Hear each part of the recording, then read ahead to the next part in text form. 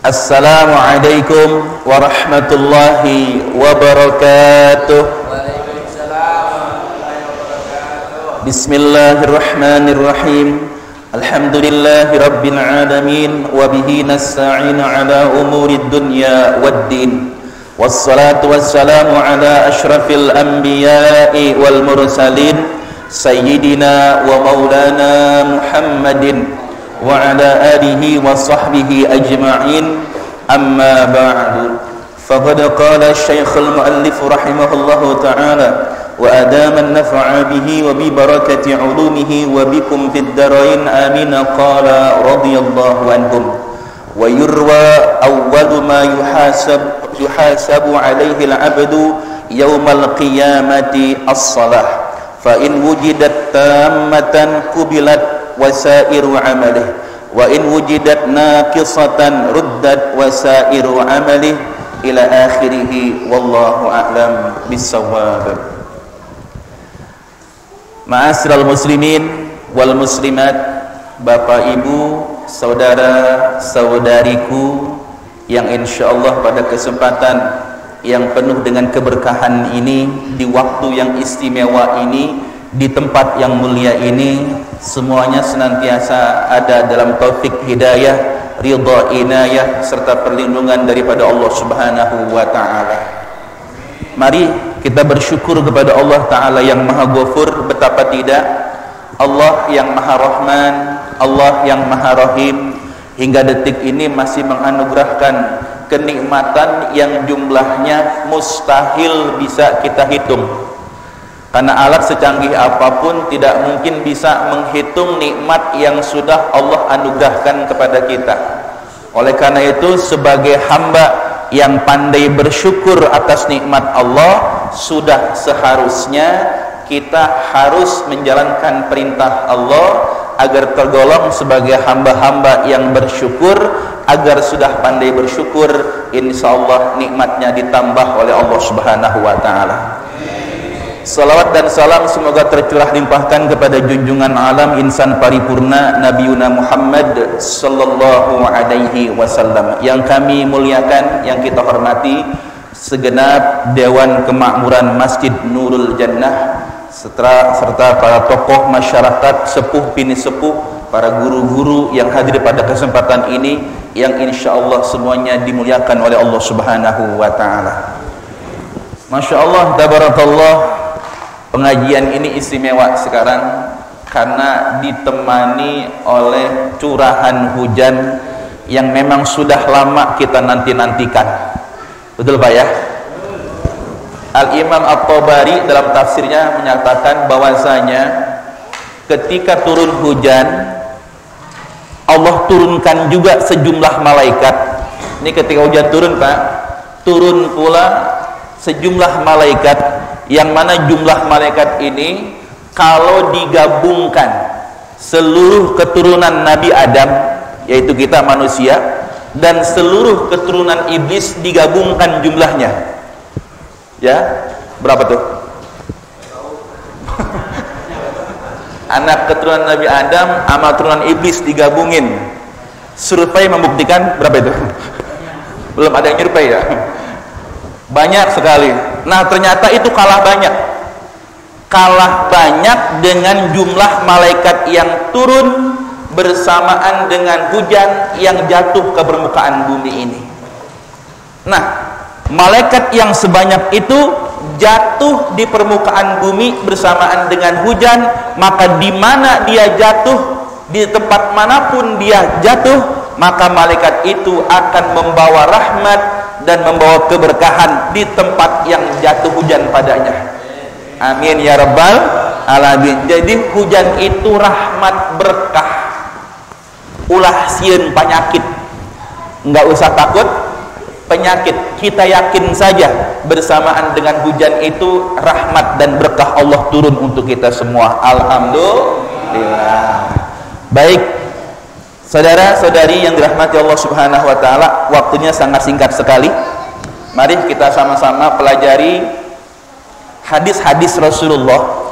Ya, hadis Rasulullah yang juga ada padanya ayat-ayat Allah yang kita akan pelajari, tujuannya untuk menambah semangat ibadah kita. Karena kalau kita semangat dalam ibadah, tahu manfaat ibadah kita, tahu balasan ibadah kita, maka insya Allah akan semangat dalam beribadahnya. Nah, pembahasan kita masih dari kitab Arba'ur Rasail, buah karya Al-Imam As-Sayyid Ahmad Zaini Dahlan. Dikatakan di sini wayurwa, dan diriwayatkan dari baginda Nabi Shallallahu Alaihi Wasallam. Suaranya jelas gak? Jelas gak suaranya? Jelas ya. Awwalu ma yuhasabu alaihil abdu, amal yang paling pertama dihisab padanya seorang hamba. Amal, perbuatan yang paling pertama dihisab padanya seorang hamba yaumal qiyamati, pada hari kiamat nanti, pada hari di mana semuanya kita akan ngumpul jadi satu, tidak ada yang terlewat dari manusia pertama sampai manusia terakhir hidup di muka bumi, ngumpul jadi satu di yaumil qiyamah yang wallahu a'lam itu berapa jumlahnya, ngumpul jadi satu. Nah, nanti satu demi satu akan Allah sidang, Pak, akan disidang yang disebut dengan yaumul hisab, hari persidangan agung, yakni yang jadi hakimnya langsung Allah Subhanahu wa taala. Nah, pada persidangan tersebut akan dihisab, akan diaudit segala amal perbuatan kita, dan ternyata yang pertama kali yang ditanyakan dalam sidang tersebut, dalam yaumul hisab tersebut adalah amal ibadah sholat. Tuh, pertama kali ditanya. Kemudian fa'in wujidat tammatan, kalau ketika dihisab ini ditemukan sholat tersebut tammatan, sempurna, sholatnya sempurna, sehari sholatnya 5 waktu, alhamdulillah, subuh sholat, johor, asar, maghrib, isya sholat secara pelaksanaan sempurna 5 waktu.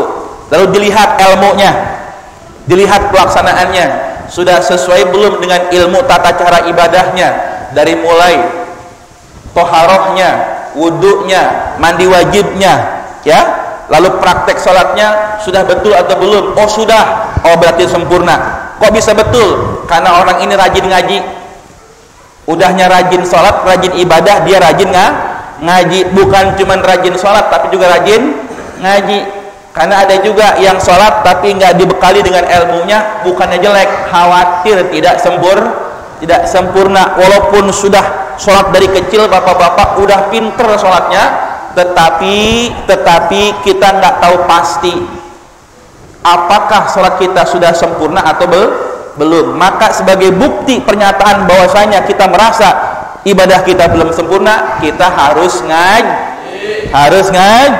Nah, ini malam kita ngaji. Ternyata pas diaudit, siapa yang mau diaudit nih? Bang Yoyo, mana Bang Yoyo? Bang Yoyo, dilihat. Oh, sholatnya rajin ini. Diaudit ini. Sholatnya rajin. Oh, ilmunya juga udah lumayan, alhamdulillah, rajin ngaji soalnya. Ternyata bagus sholatnya. Kubilat, diterima sholatnya, wasairu amali, dan begitu pula seluruh amal-amal yang lainnya. Alhamdulillah. Perhatikan baik-baik. Di sini kubilat wasairu amali, wawnya lil ataf. Berarti manakala sholatnya benar, sempurna, diterima oleh Allah, amal-amal yang lain tinggal mengikuti saja. Masya Allah. Berarti tolak ukurnya sholat, Pak. Sedekah kita, puasa kita, baca Quran kita, zakat kita, bahkan ibadah haji kita, ternyata ngekor dengan ibadah sholat kita. Kalau sholatnya diterima, amal yang lain udah cincai, ya, tinggal diterima. Nah, gimana kalau faktanya setelah diaudit sebaliknya? Wa in wujidat naqisatan, dan jikalau ternyata setelah diaudit, diperiksa, oh, sholatnya kurang sempurna ini. Kadang-kadang 5 waktu, kadang-kadang 4 waktu, kadang 3, kadang lewat seharian nggak sholat. Ya, subuh kesiangan, zuhur di pekerjaan, asar kesorean, maghrib kecapean, isya lewat dah. Aduh, ada yang begini yang sholat, aduh. La ilaha illallah. Iya, nggak apa-apa ya, silakan. Ayo, tinggal kita istighfar, perbaiki ibadah kita ya. Ayo sama-sama kita perbaiki. Termasuk saya yang bicara juga sedang memperbaiki sholat kita, insya Allah. Ruddat. Nah, kalau ternyata setelah diaudit ada kekurangan dari kesempurnaan sholatnya, ruddat, ditolak. Aduh, kasusnya ditolak, Pak. Wah, ini nggak memenuhi syarat ini, tolak. Nah, setelah sholatnya ditolak, wasairu amalih, dan ternyata begitu juga amal yang lainnya. Lah kan rugi jadinya ya, gara-gara sholat kita ditolak, mengekor, berefek kepada amal yang lainnya. Nah, ini adalah peristiwa yang hakul yakin pasti akan terjadi di hari kiamat nanti. Hadis ini sahih ya, diriwayatkan dari Rasulullah SAW, dan harus kita yakini kejadian ini akan benar-benar kita alami nanti di hari kiamat. Oleh karena itu, mumpung masih ada kesempatan hidup di dunia, jangan disia-siakan. Mari kita jaga ibadah sholat kita, insya Allah. Masih ada waktu, tenang saja ya. Masalah diterima nggak diterima mah, yang penting laksanakan dengan sebaik-baiknya. Baik, kita lanjut hadis berikutnya. Wa qala sallallahu alaihi wasallam, dan telah bersabda Rasulullah sallallahu alaihi wasallam li Abi Hurairah, kepada sahabat Abu Hurairah. Abu Hurairah ini, Pak, sahabat terdekat Nabi, khadimnya Nabi, asisten rumah tangganya Rasulullah. Maka banyak betul beliau meriwayatkan hadis karena memang kesehariannya bersama Rasulullah. Rasulullah menasihati sahabatnya Abu Hurairah. Apa nasihatnya? Perhatikan baik-baik. Ya Abu Hurairah, wahai Abu Hurairah, mur ahlaka bis salati, perintahkanlah keluargamu untuk melaksanakan salat. Perhatikan, perintahkan keluargamu untuk melaksanakan salat. Berarti yang salat jangan kita doang. Sudah suruh istri kita sholat, sudah suruh anak kita sholat, sudah suruh cucu kita sholat. Jangan sampai yang sholat kita sendiri. Istri tidak disuruh, anak tidak disuruh. Ternyata kita sebagai suami membawa beban bukan hanya tentang diri kita, tapi ternyata anak, istri, keluarga kita menjadi beban kewajiban kita. Tuh, konsekuensi wayahna menjadi kepala rumah tangga bukan cuma tentang ibadah kita, tapi anak istri kita pun ternyata akan ditanya nanti di hari kiamat. Lanjut, fa innallaha ya'tika birizqi min haitsu la tahtasib. Nah, ini yang kita harapin. Fa innallaha, sabda Rasulullah, wahai Abu Hurairah, perintahkanlah keluargamu sholat. Fa innallaha ya'tika, maka sesungguhnya Allah. Ingat, ada kalimat inna di sini. Inna ini litakkid, penguatan. Sesungguhnya, benar-benar, tidak akan meleset, tidak akan salah. Apa yang tidak akan salah? Ya'tika birrizqi min haitsu la tahtasib. Allah akan mendatangkan kepadamu rezeki dari arah yang tak kau duga-duga. Perhatikan baik-baik, Pak, ini. Awalnya Nabi nyuruh sholat kepada Abu Hurairah. Nah, setelah menyuruh sholat, Nabi sabdakan, fa innallaha ya'tika birrizqi, maka sesungguhnya Allah akan mendatangkan kepadamu rezeki dari arah yang tidak engkau sangka-sangka. Perhatikan baik-baik. Ternyata ada kolerasi, ada hubungan antara kemampuan seseorang menjaga ibadah sholatnya dengan kapasitas rezeki yang akan Allah berikan kepadanya. Makin baik sholatnya, makin baik rezekinya. Yakin gak? Yakin tidak? Makin baik ibadah sholatnya, makin baik rezekinya. Mafhum mukhalafahnya, pemahaman sebaliknya, berarti buruk ibadah sholatnya, rezekinya pun memburuk. Gampang kan kalau pikirnya? Gampang Pak. Ternyata ini Nabi kita yang bilang, ibadah sholat kita mempengaruhi kualitas rezeki kita. Bahkan yang Nabi katakan rezeki yang nggak disangka-sangka. Kalau rezeki yang disangka tuh apa modelnya Pak? Yang dapat disangka gitu. Bapak yang kerja di perkantoran, punya gaji bulanan, udah ketahuan kan rezekinya? Ada yang gajinya 10 juta. Enggak ada yang amin ini ya? Ya dah. Yang amin patul doang tuh. Ada yang di bawah itu, semuanya itu rezeki yang disangka. Kenapa? Udah ada takarannya. Tapi rezeki yang paling nikmat yang kagak disangka-sangka Pak. Betul nggak? Rezeki yang nggak diduga-duga, nomplok di depan kita. Ternyata orang yang pandai menjaga salatnya, kebanyakan rezekinya dari arah yang tidak disangka-sangkanya. Saya tanya, rezeki itu apa Pak? Rezeki itu apa? Nah, nggak tahu rezeki. Rezeki itu apa? Kenikmatan yang telah Allah berikan kepada kita semua. Bagus. Ada yang lain? Loba duit. Nah, mana gampang pisan ngejawabnya. Loba duit. Ulama mengatakan ar-rizqu kullu ma yantafi'u bihi. Setiap apa saja yang bisa mendatangkan manfaat dengannya, itulah rezeki. Setiap yang bermanfaat dalam kehidupan kita itu rezeki. So, sekarang yang bisa bermanfaat untuk kehidupan kita apa aja? Makan rezeki, apalagi? Duit dibayar imam. Duit manfaat, oke, duit. Apalagi duit rezeki berarti, apalagi? Sehat. Sehat bermanfaat tidak? Bermanfaat tidak? Nggak bisa nyari duit kalau kagak sehat, Pak Ustaz. Berarti sehat rezeki. Sehat juga bermanfaat untuk kita. Apalagi? Udah 3 nih. Istri. Pamajikan rezeki lain.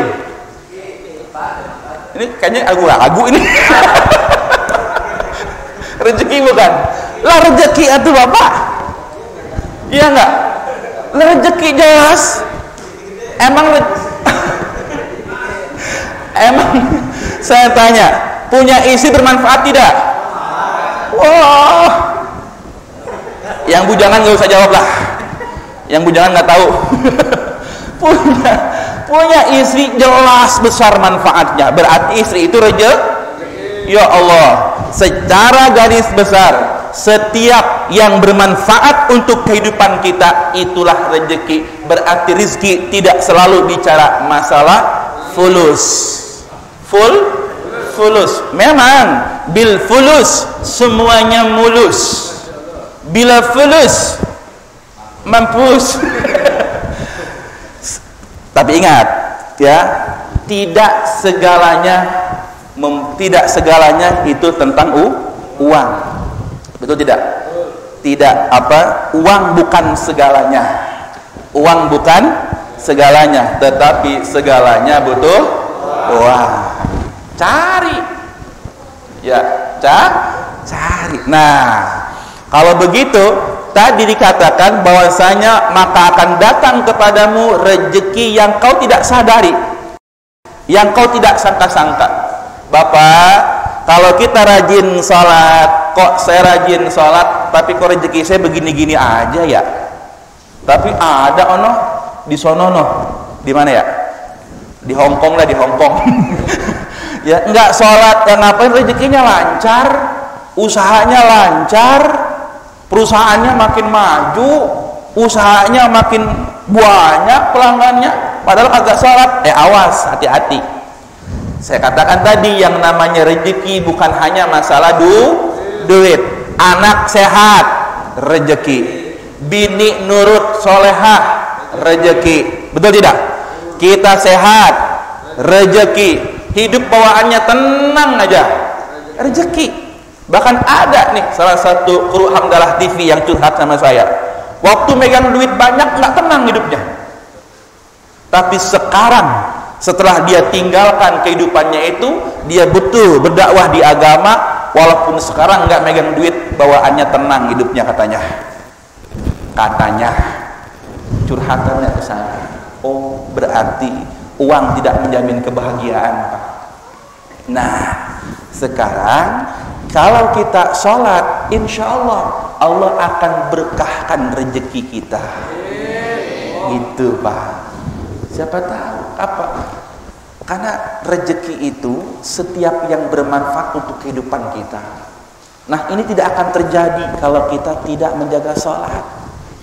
Orang yang banyak hartanya, Pak, tapi tidak menjaga sholatnya, belum tentu bahagia hidupnya. Betul tidak? Belum tentu berkah hidupnya, Pak.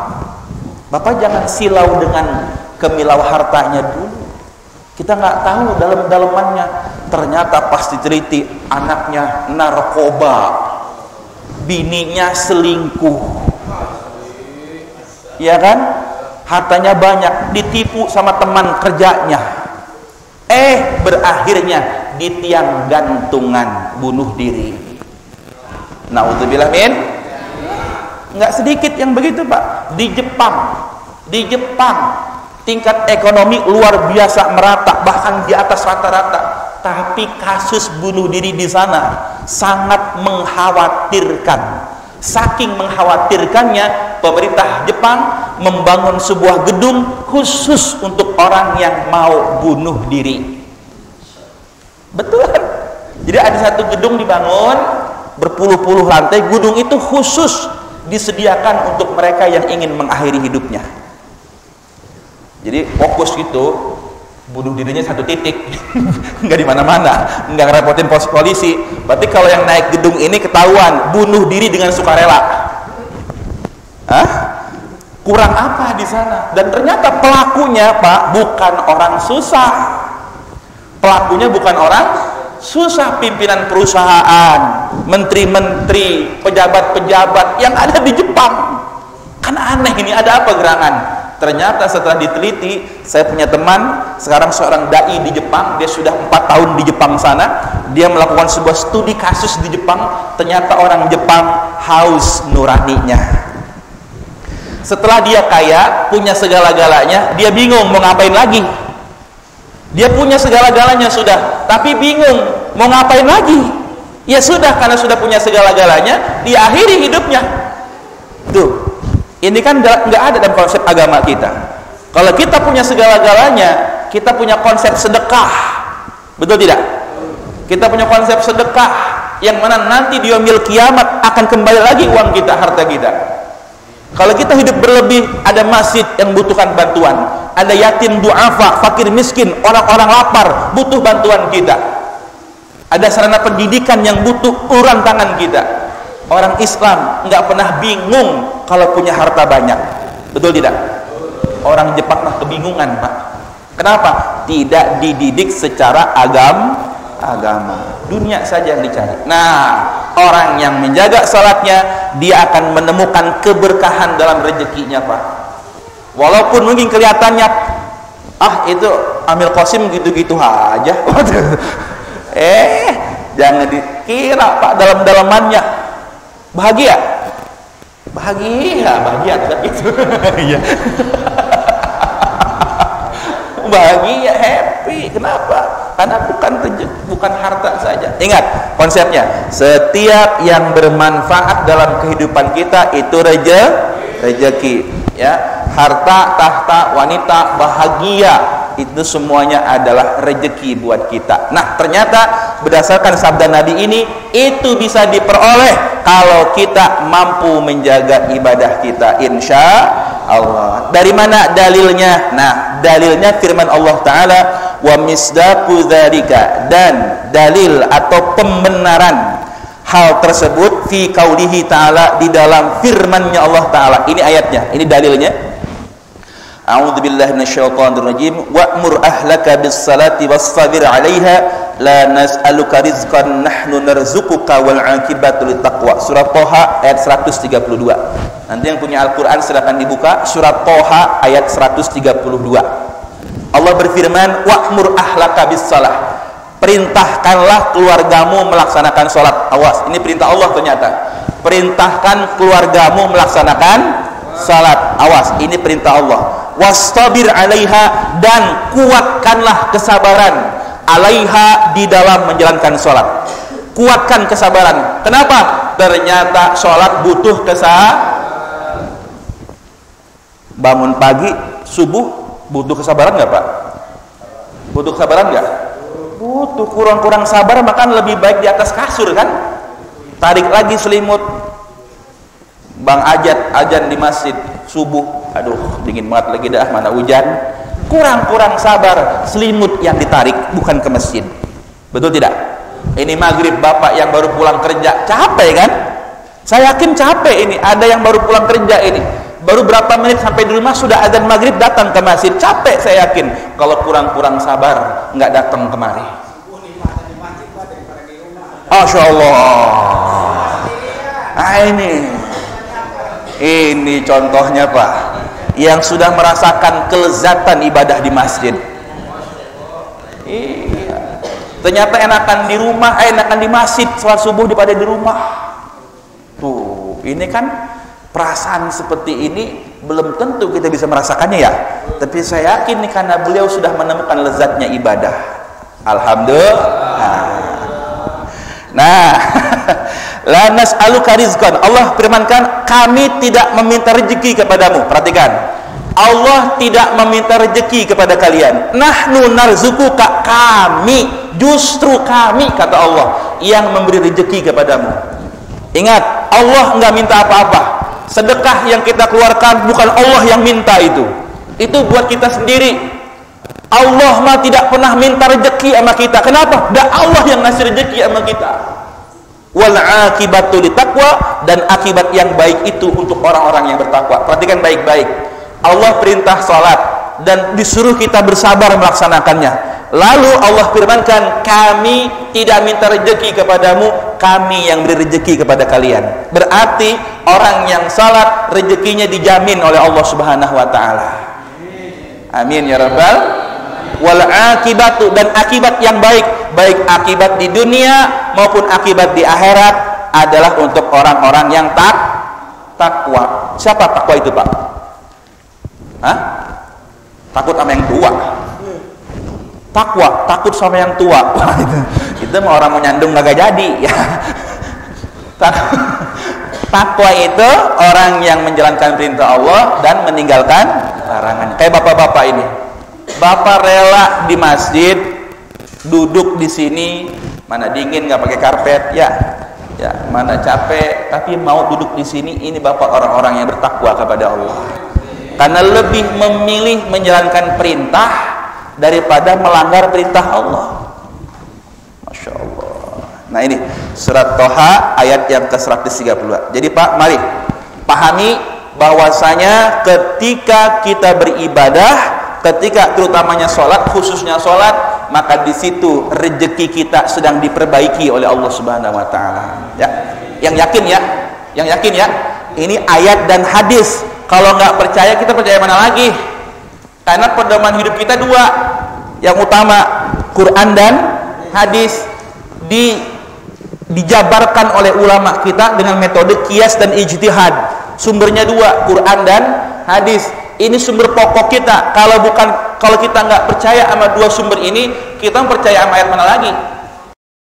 Mau ayat mana lagi kita percaya? Kepada siapa lagi kita akan percaya?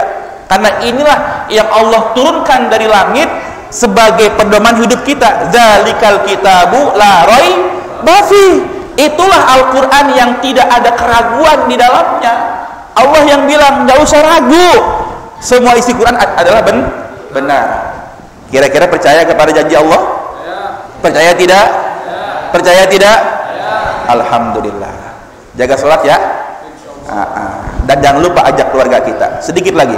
Wa qala Atha al-Khurasani, dan telah berkata Syekh Atha al-Khurasani, ma min abdin, tidaklah daripada seorang hamba yasjudu lillahi, yang sujud kepada Allah sajdatan, sekali sujud. Perhatikan, tidaklah seorang hamba sujud kepada Allah sekali sujud saja. Di mana? Fi buqatin, di atas tanah, min baqail ardi, daripada tanah-tanah yang ada di muka bumi, di atas tanah. Saya tanya, masjid didirikan di atas apa? Bukan di atas air kan? Ada sih di air Pak, di Jeddah ada masjid di Jeddah ada tuh masjid terapung namanya ya. Tapi semuanya yang ada di muka bumi ini adanya di tanah. Nah, tidaklah seorang sujud di atas tanah daripada tanah-tanah yang ada di bumi, illa syahidat lahu yaumal qiyamah. Perhatikan, melainkan nanti ya tanah tersebut akan bersaksi baginya pada hari kiamat. Bapak-bapak sudah ngitung belum berapa kali sujud di sini? Berapa kali sujud di Nurul Jannah? Alhamdulillah, Masya Allah.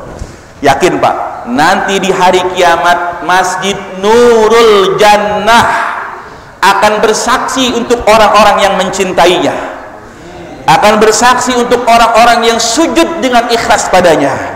Dia akan datang di hari kiamat, ya Rabb, ya Allah, saya bersaksi Bang Yoyo sujud di dalam saya dengan ikhlas mengharap ridho Allah, bebaskan dia dari api neraka ya Allah. Wabakat alaihi yauma yamutu, dan menangislah kepadanya yauma yamutu, pada hari kematiannya. Ternyata mungkin kita nggak paham, kita nggak tahu, tapi orang yang biasa sholat di masjid, sujud di masjid, di hari kematiannya maka masjid tersebut menangis. Berapa lama menangisnya? 40 hari. Dari mana keterangannya? Silakan buka surat Ad-Dukhan ayat 29. Tafsirnya tafsir Al-Jalilain. Allah berfirman, "Fama bakat alaihimus sama'u wal ard wa ma kanu munzarin." Allah berfirman, dan tidaklah menangis untuk mereka. Siapa? Orang-orang Yahudi dan Nasrani yang tidak mau sujud di masjid, yang nggak mau sujud kepada Allah, nggak akan nangis untuk mereka. Siapa? As-sama'u wal ard, langit dan bumi. Perhatikan baik-baik, langit dan bumi tidak mau menangis untuk orang-orang yang tidak sujud kepada Allah. Wa ma kanu munzarin, dan Allah tidak menangguhkan umur mereka agar bisa bertobat kepada Allah Subhanahu wa taala. Mereka mati dalam kekufuran. Tapi kata Sayyidina Ali, adapun kalau untuk selain orang-orang yang sujud kepada Allah, tidak mau sujud kepada Allah, adanya siapa? Orang-orang yang beriman. Sayyidina Ali mengatakan, idza matal abdu yabki alaihi musallahu minal ard. Apabila mati seorang hamba meninggalkan alam dunia, maka menangislah musolahnya. Musolah itu maksud tempat sholatnya, menangis Pak. Ya Allah, ditangisi masjid sedih ditinggal salah seorang orang yang memakmurkannya. Ya Allah, dia menangis. Berapa lama? Ibnu Abbas berkata, tabaki alaihil ardu arba'ina sabahan, maka menangislah untuk orang tersebut, kata Ibnu Abbas, selama 40 pagi. Maksudnya 40 hari. Jadi beruntunglah Pak, kematian seorang yang suka sujud di masjid ditangisi oleh masjidnya selama 40 hari. Bukan cuma nangis, mohon ampun. Ya Allah, ampuni Bang Jajat, ampuni Bang Jajat, ampuni semua jamaah Nurul Jannah yang meninggal dunia yang sudah sujud di masjid ini, cinta kepada masjid ini. Amin ya rabbal. Nah ini saudara, jadi betapa beruntungnya. Beruntung di tempat kita kini sudah berdiri tempat ibadah yang nyaman dan dalam proses menuju yang lebih nyaman lagi, ya. Amin ya rabbal. Ayat sujud, sujud, sujud, sujud, salat pada Allah Subhanahu wa taala. Karena nanti nurul jannah. Ini harus yakin, Pak. Saya yakin-yakinnya nanti nurul jannah ini, masjid nurul jannah ini akan datang di hari kiamat nanti. Dan jangan tanya datangnya jadi apaan, Ustaz? Jangan tanya, di hari kiamat mah ya semuanya bisa bicara. Ya, al-yauma nakhtimu ala afwahihim wa tukallimuna aydihim. Akan datang hari di mana mulut dikunci, tangan bicara. Lah kalau tangan bicara gimana jadinya, Pak? Tangan bicara. Percaya nggak tangan bicara? Percaya nggak? Nih Bapak pegang handphone. Pinter. Kling. Assalamualaikum. Waalaikumsalam. Yang ngomong apa? Mulut apa tangan? Mulut apa tangan? Jempol yang ngomong. Waalaikumsalam. Di dunia saja jempol kita bisa mewakili lisan kita. Betul tidak? Jempol kita bisa bicara, apalagi di akhirat nanti. Tangan kita akan bicara, kaki kita jadi saksi. Masjid Nurul Jannah akan bicara di hadapan Allah nanti, bersaksi untuk orang-orang yang memakmurkannya. Inilah bapak-bapak sekalian, insya Allah. Ya, oleh karena itu bersatulah, ya, bersamalah, karena masjid ini adalah Baitul Mukmin, rumahnya orang-orang yang beriman. Siapapun yang beriman kepada Allah, dia berhak berada di masjid ini dengan syarat bersama-sama menuju mengharap ridhonya Allah Subhanahu wa taala dan kedepankan ukhuwah Islamiyah. Singkirkan perbedaan, buang jauh perdebatan. Mari kita bersatu dalam persamaan, berlapang dada dalam perbedaan. Saya lagi, mari bersatu dalam persamaan dan berlapang dada dalam perbedaan. Karena memang sudah sunatullah, semuanya beda-beda. Kalau kagak beda, kagak seru. Ada matahari, ada siang, ada dingin, ada kopi, ada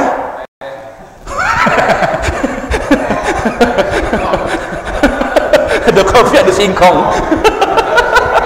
Justru karena ada perbedaan jadi serame jadinya. Ada laki-laki, ada. Bayangin kalau bumi isinya laki-laki semua. Aduh, ya Allah. Ngadu anggar gitu. Berat. Justru karena ada perempuan, bahagia hidup kita. Alhamdulillah. Emang kudu beda. Oleh karena itu bersatu dalam persamaan, berlapang dada dalam perbedaan, insya Allah. Demikian, sampai jumpa Senin yang akan datang. Mudah-mudahan ada manfaatnya. Jadi insya Allah kita akan seling, Pak, ya. Jadi pertemuan ada yang sifatnya pembenahan akhlak, motivasi. Nanti pertemuan berikutnya kita bahas tentang fikih ibadahnya, ya, yang berkenaan dengan praktek ibadah akan kita bahas di pertemuan yang berikutnya. Mohon maaf, saya belum bisa mengatur waktu untuk bisa ada tanya jawab, ya. Kecuali nanti mungkin DKM akan mengemasnya sedemikian rupa, ya, karena ini sudah datang waktu Isya. Mohon maaf tidak ada tanya jawab untuk malam hari ini. Pak, insya Allah di pertemuan berikutnya kita buka sesi tanya jawab, insya Allah. Demikian, assalamualaikum warahmatullahi wabarakatuh.